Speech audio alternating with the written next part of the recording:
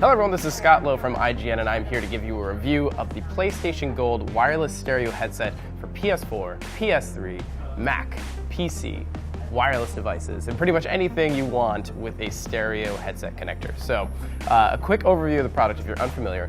This is a $99 simulated 7.1 wireless surround sound headset for the PlayStation 4 primarily, and again, all of those other devices.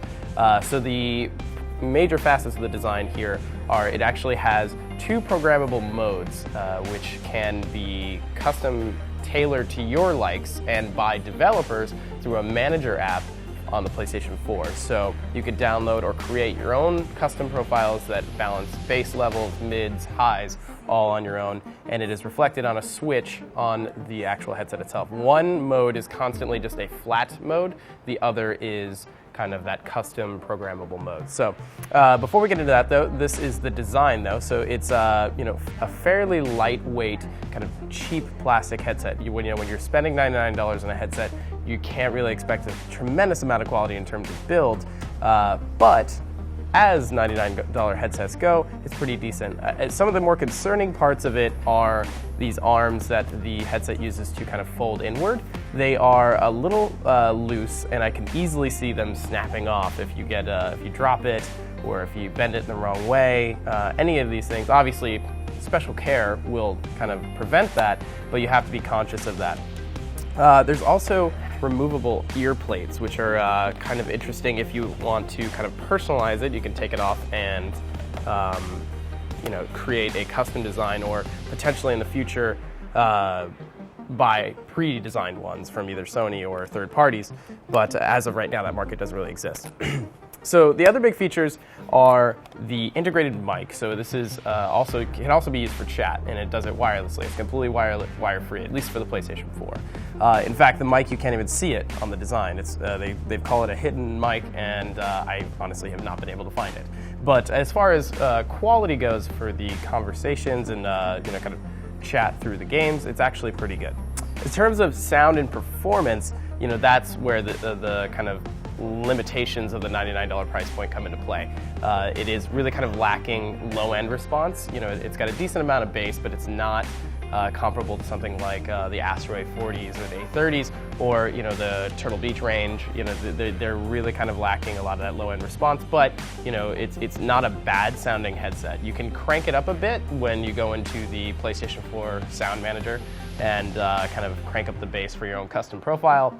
But even then, it's really not that kind of beefy bass that a lot of gamers look for, especially when you're looking at games like shooters where you really want the punch of firing a bullet to come through. The noise bleeds a little, so you actually get a little external sound, which is good for awareness for people around you. Personally, I get a little weirded out when I can't hear anyone around me and people come up to me when I'm playing, but it is also kind of a nuisance for those around you. So if you listen at loud levels, even kind of a mild level, people will be able to hear it from afar. In terms of battery life, they're promising about 8 hours on a single charge, and during my testing I've found about that. Sometimes a little more. It really kind of depends on which device you're using it with. If you're using a wired connection, it's not quite as energy straining.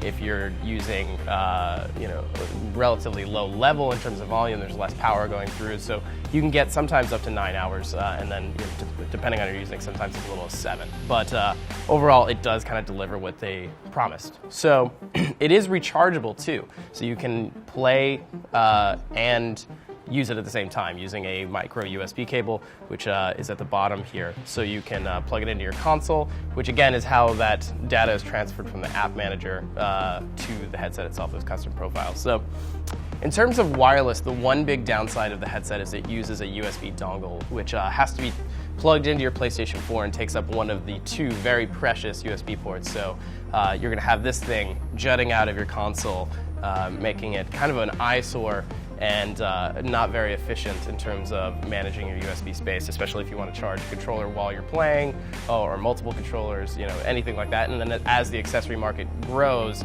for wired controllers, you might run into some problems there. Of course, you can always expand with a USB adapter of some variety, but that's less than ideal, and especially with a console as well designed and pretty as the PlayStation 4, you really don't want to be marring it with a USB dongle.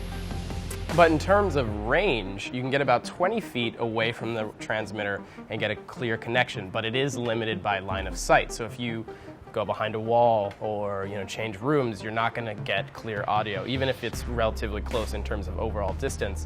But then again, for a $99 headset, it's hard to really ask for a lot more. And again, one of the coolest qualities of the headset is that it is actually completely cross-platform, with exception to Xbox, because obviously this is a PlayStation headset.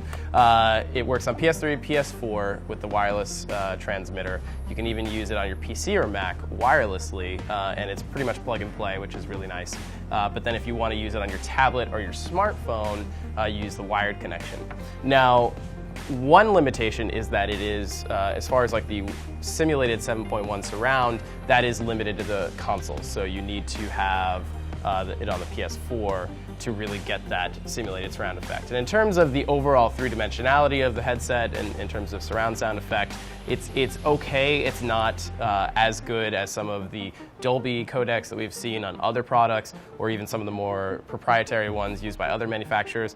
This is, you get a sense of directional awareness when you're playing a shooter or like kind of an immersive action game, but you really can't get that fine tuning in terms of this is coming from this exact position. You'll get a sense of, oh, it's behind me to the left, or oh, it's behind me to the right, but you really don't get a sense of really kind of precise 7.1. So it's decent in that regard, but you can definitely do better. And really that kind of sums up the PlayStation Gold wireless stereo headset. At $99, you're really not going to find a better blend of features and performance. You're not going to find wireless 7.1, you're not going to find cross-platform support in another product at this price point. But if you spring a little extra for something that is a little better build quality, better sound performance, but kind of sacrifices some of that broader capability, I think you might be a little happier. But this is just a sampling of my review. If you want to get into the real nitty-gritty of the product, head over to ign.com.